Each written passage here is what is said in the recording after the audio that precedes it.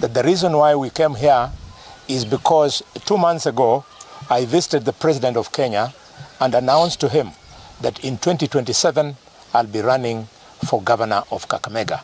Today was the day to now inform the county government of Kakamega that I'll be running for governor in 2027.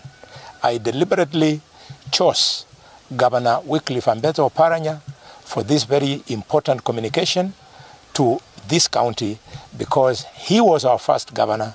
I have met the former governor of Kakamega without prejudice to anybody, be it one who is currently in office or one who hopes to also vie for position of governor in Kakamega 2027. But today we have said with Governor Oparanya that there can be nothing that would make us not to agree to work together for the sake of development of Kakamega.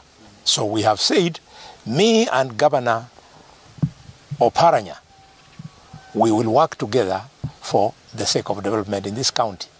My community, they've asked me to come and ask Governor Oparanya for his support. So we are encouraging Governor Oparanya in 2027 not to aim low, to aim high.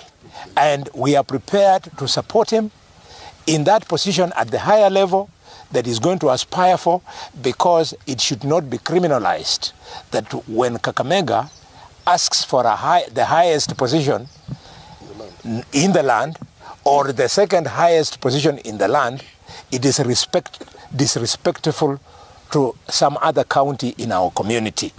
And we would like Oparanya's colleagues in Azimio to understand him for that. We would like my colleagues in Kenya Kwanza to understand me for that, because in politics it's said all politics is local. He put me on toes, of course, to deliver. And because he put me on toes, I think I was able to deliver. And that is what a senator is supposed to do. Sometimes he puts you under pressure, you don't get annoyed. You know that is his work. And people thought that we were enemies. We are not enemies.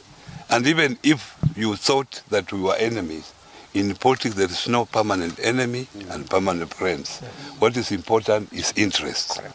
But today we have sat together and we have decided to bury any differences that people thought that we had, so that we work together for the benefit of people of Kakamega and Luya as a whole.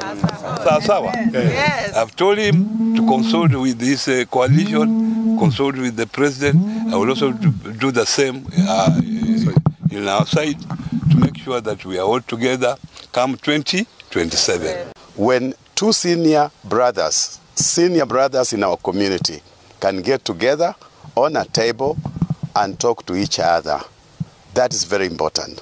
And what I want to say is some communities or some other leaders out there become very uncomfortable when our leaders sit together.